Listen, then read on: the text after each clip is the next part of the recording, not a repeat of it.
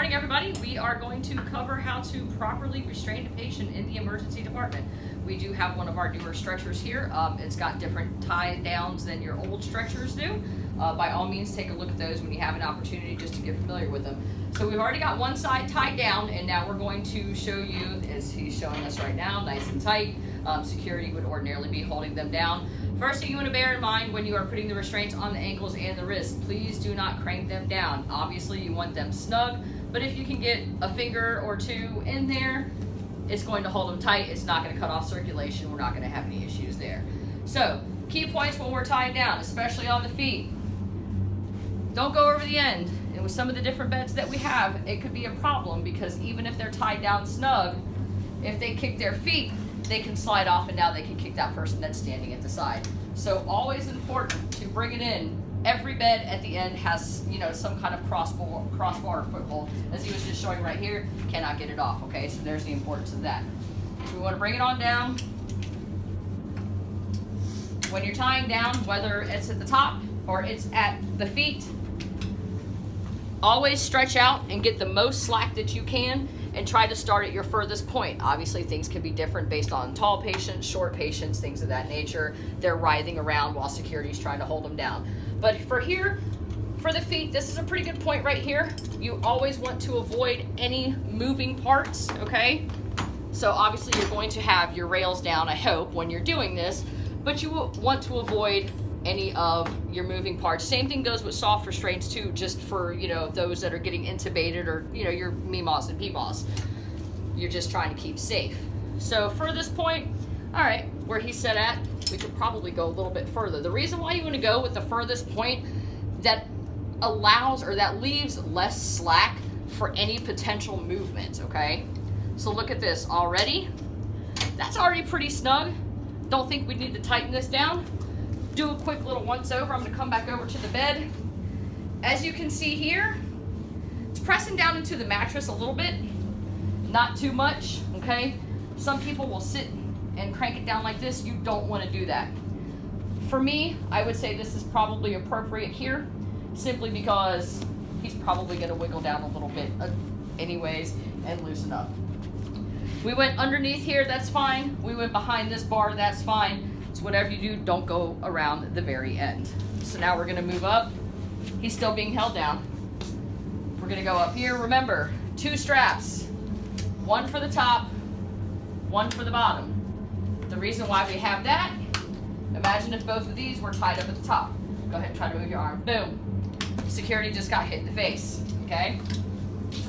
If we go bottom, you can probably still get some movement there, okay?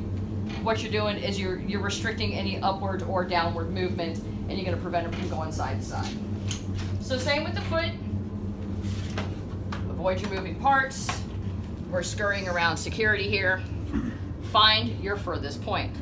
So this is where it gets interesting because all the beds, we've got our oxygen tanks, things of that nature.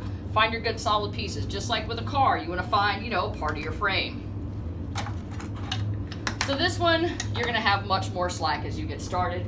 I mean, do we have any points that are far enough? Probably not. You've got this, some of the spots on the older stretchers, you can get through the holes. Here, we really can't.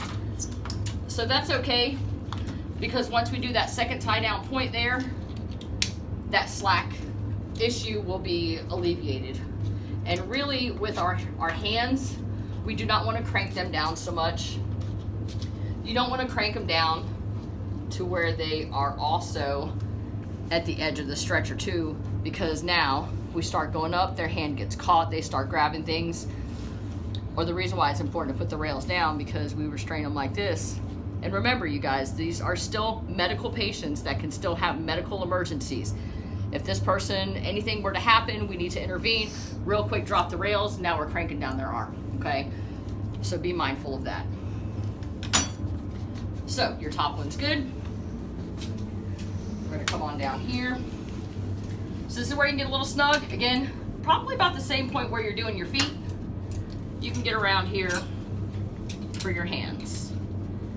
And honestly, this lower one is probably the most important of the two for the hand restraints. Already, not too much slack. All right, we don't want to, again, we don't want to crank it down, because remember, While we made sure we had appropriate space in between here and it wasn't too tight, if you do crank this down, they're going to be fighting you. We all know that they fight a little bit until they finally relax some. So what are they doing? Now they're cranking this down on their wrist, even though there was appropriate, loosening there. So this is okay. Always make sure that their hands can be inside. Condom catheters on guys keeps them from, grabbing and pulling it off. Can't get their hands across and, grab it, monitoring equipment, things of that nature. Okay? So our rail is up. Patient's been successfully restrained. He keeps getting up. He's writhing around. First of all, we do not want to leave this bed up this high. They're cranking around like this. Put the bed down for just a minute. Yeah. Okay. He's doing all this. The bed starts shaking. We've got patients all around. We're in the aisle. One simple step. We just hold the bed. Nobody else is going to get hit. It's not going to get flipped. The patient's not going to hurt themselves. They're just going to get really, really tired. Okay? Lock it back up. You can even tell the sitters that. Just kick it into neutral and just hold the bed. You can hold the bed and you're still remaining safe. Now, he's not writhing around anymore. He's just really trying to get that workout and work those abs, okay? So we can sit him up. He's going to lay down and get tired. We're going to keep him down. Trendelenburg. Okay? That's going to tire them out. They're going to stop because now they're already in this V and it's an uncomfortable position for them to be in for a long period of time. Never ever do we leave them like this. This is an airway compromise potential right here. Keep sliding back. Don't know, there's drugs, there's alcohol on board.